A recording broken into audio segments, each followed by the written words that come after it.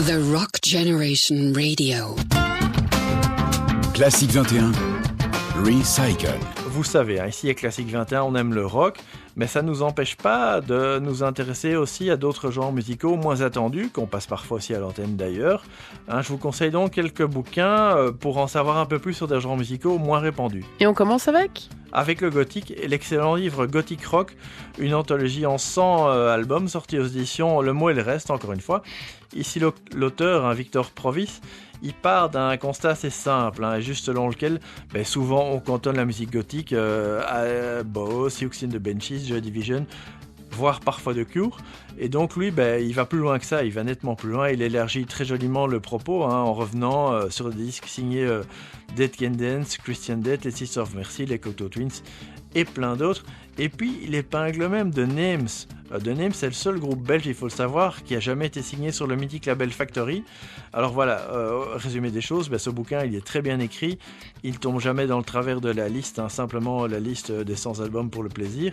Et l'auteur en profite en même temps que de parler de ses disques pour raconter toute la petite histoire du genre gothique par la même occasion. Changement de genre ? Changement de genre total avec le bouquin Au-delà du rock, qui revient sur la musique tour à tour, planante, expérimentale, électro, telle qu'elle nous est arrivée d'Allemagne dans les années 70. Ce livre raconte donc évidemment l'histoire du genre, en parlant forcément de groupes comme Can, Kraftwerk ou Tangerine Dream, mais surtout, il nous rappelle comment ce mouvement influençait toute une frange de rock bien plus tard, de la new wave à l'électro, au funk, en passant par la trilogie berlinoise de Bowie évidemment.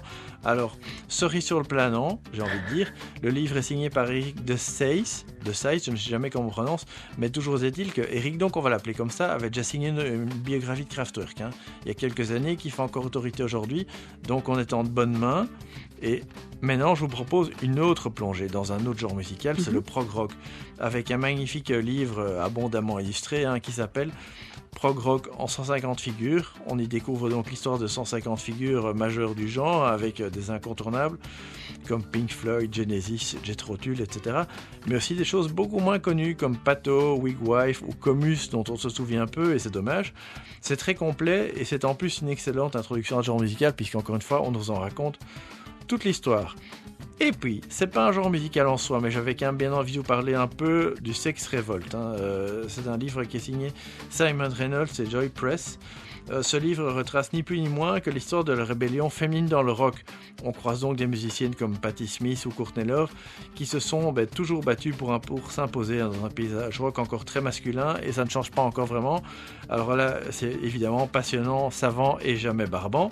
Et enfin, pour terminer, tant qu'on est dans le chemin de traverse, là on va carrément aller vers du gros barré avec l'autobiographie de Cosi Fan Tutti.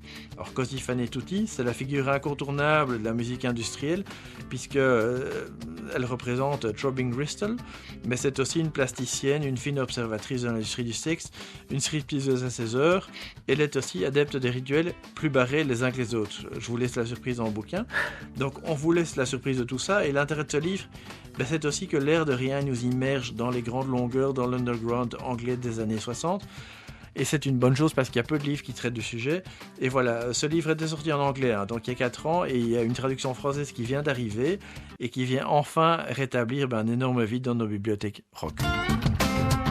Classique 21, Recycle. Retrouvez cette séquence via notre site web classique21.be.